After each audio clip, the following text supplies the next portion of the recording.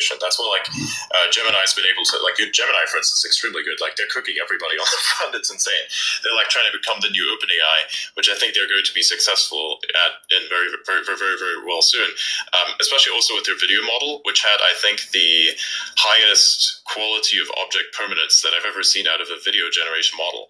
People were like looking at Sora and thinking, wow, that's the future, which it very well was. And they had OpenAI saying, hey, we're going to release Sora at some point.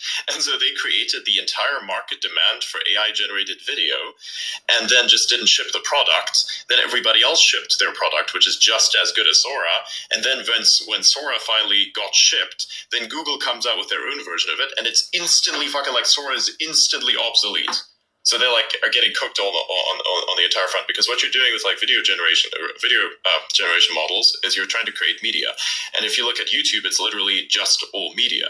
So I think there's a divide that one would need to acknowledge, where it's the stuff that's really, really useful, which is, robots walking around in physical, world space, real world space, and cars driving around, and you're just collecting all the data to kind of, put it all in one specific place. Those are wildly different things, and each serve a wildly different purpose, which is also why many car companies that want to work on, say, vehicular autonomy are not able to manufacture this or produce it or put it out there in any shape or form that's actually sustainable and works properly. It's because they don't have the same type of technology that Tesla does, and they don't also have the same amount of data. They're always going to be behind, because even if they want to collect the data now, they were so behind in putting out the hardware, which is the camera thing that Meta was referring to.